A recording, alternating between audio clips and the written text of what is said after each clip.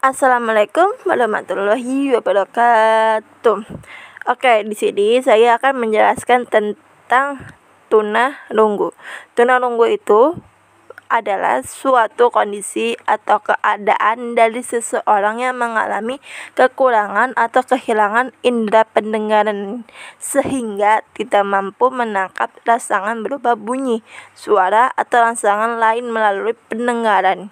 Sebagai akibat dari terhambatnya perkembangan pendengarannya, sehingga seorang tunarunggu juga terhambat kemampuan bicara dan bahasanya, yang mengakibatkan seorang tunarunggu akan mengalami kelambatan dan kesulitan dalam hal-hal yang berhubungan dengan komunikasi. Oke, di sini ada ciri-ciri anak tunarunggu. Ciri-ciri anak tunarunggu itu ada 3. Yang pertama, dalam segi fisik. Nah, dalam segi fisik itu ada 4 ciri-ciri.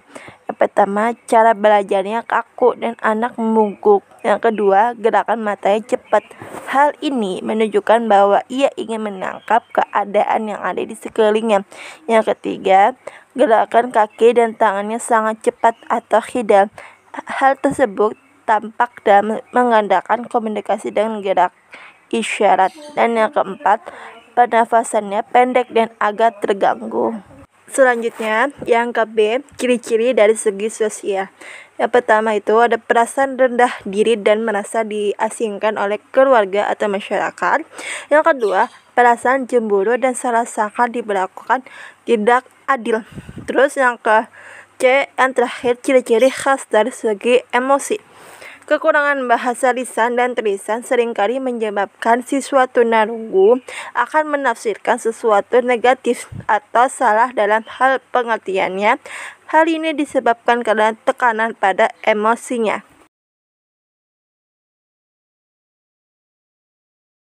Yang materi yang ketiga itu ada faktor penyebab ketunarunguan. Itu yang pertama, keturunan dari kromosom. Yang kedua, penyakit bawaan atau infeksi kronis. Yang ketiga itu ada komplikasi selama kehamilan dan kelahiran.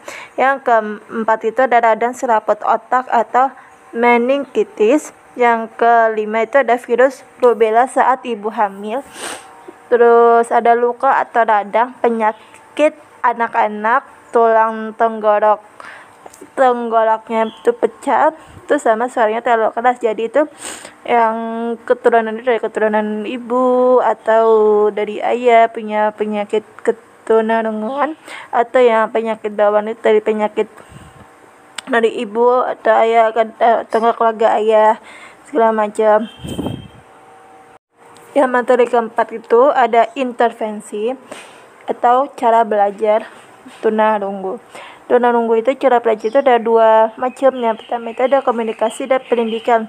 Komunikasi itu ada latihan pendengaran, oralisme, manualisme, dan komunikasi total. Terus yang pendidikan itu ada TKLB atau TKAH tunarunggu tingkat rendah, SDLB atau SDKH tunarunggu kelas tinggi, SLTBLB atau SMPKH tunarunggu, dan yang terakhir itu ada SLTBLB atau SMPKH tunarunggu. Nah, yang komunikasi yang pertama itu adalah latihan pendengaran. Latihan pendengaran itu adalah meningkatkan keterampilan anak mendengar. Terus kemampuan pendengar itu penerimaan dan keinginan anak untuk memakai alat bantu dengar. Anak menjadi pemakai alat bantu dengar yang baik. Terus yang itu tuh adalah latihan mengembangkan kemampuan anak untuk menyadari dan membedakan. Yang pertama itu ada suara-suara yang mencolok atau suara lingkungan, terus pola irama berbicara dan irama musik, terus yang ketiga pengenalan huruf hidup dan mati, dan yang terakhir itu ada bicara dalam situasi yang ramai atau bising, atau yang ada yang diem atau sepi gitu. Nah, yang kedua itu ada oralisme. Oralisme itu adalah sistem komunikasi menggunakan bicara dan membaca ujaran.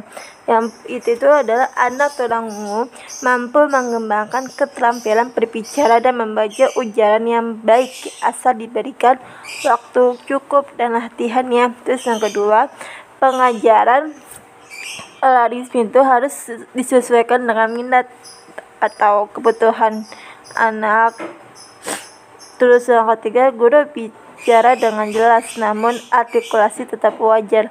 Lampu juga harus terang, jangan gelap gitu, supaya anak tunarungu itu bisa fokus dalam pelajaran oralisme itu, latihan oralisme gitu. Yang ketiga itu ada manualis, sistem komunikasi yang menekankan pada manual alfabet atau ejaan jari dan bahasa isyarat, relatif mudah sehingga tidak mengalami frustrasi karena mampu mengungkapkan keinginan dan isi hati melalui bahasa isyarat dan ejaan jari. Terus yang keempat itu adalah komunikasi total, sistem komunikasi yang berusaha menggabungkan berbagai bentuk komunikasi untuk mengembangkan konsep dan bahasa pada anak tunarungu.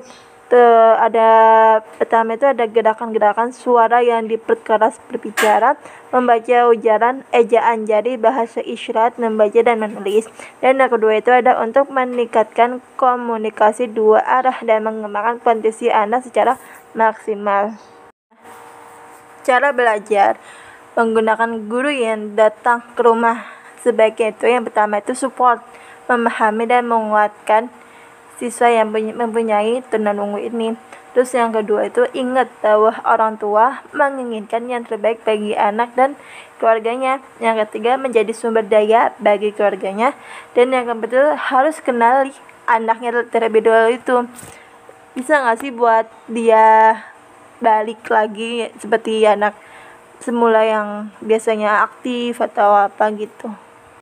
Oke, yang materi yang kelima itu apa tujuan pendidikan tunarungu. Nah, tujuan itu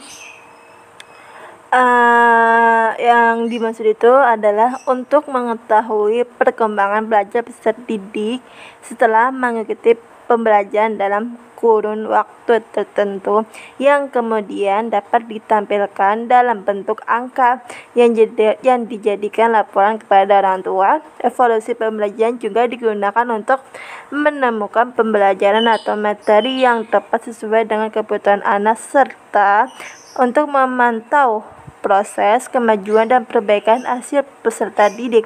Tujuan yang dilakukannya itu adalah sesuai dengan tujuan evaluasi pembelajaran yang seharusnya itu.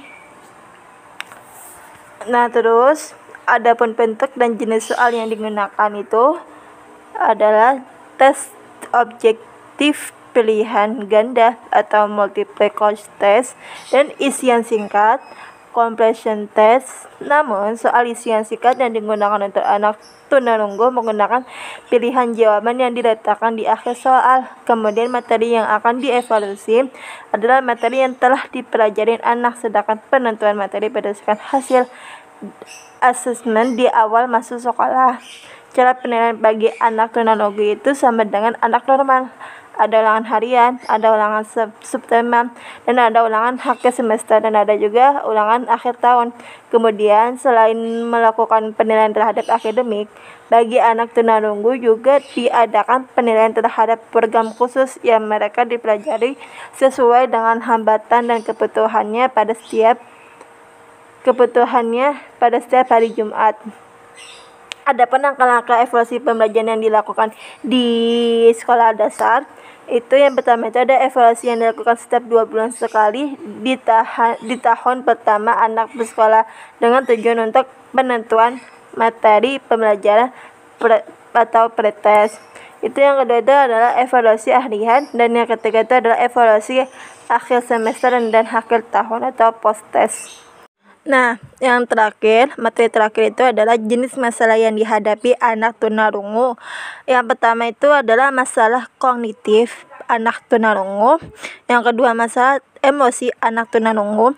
Yang ketiga masalah bahasa dan bicara anak tunarungu. Yang keempat masalah perilaku anak tunarungu. Dan yang kelima itu adalah masalah sosial anak tunarungu. Sekian dari penjelasan aku, kalau lebihnya mohon maaf. Wassalamualaikum warahmatullahi wabarakatuh.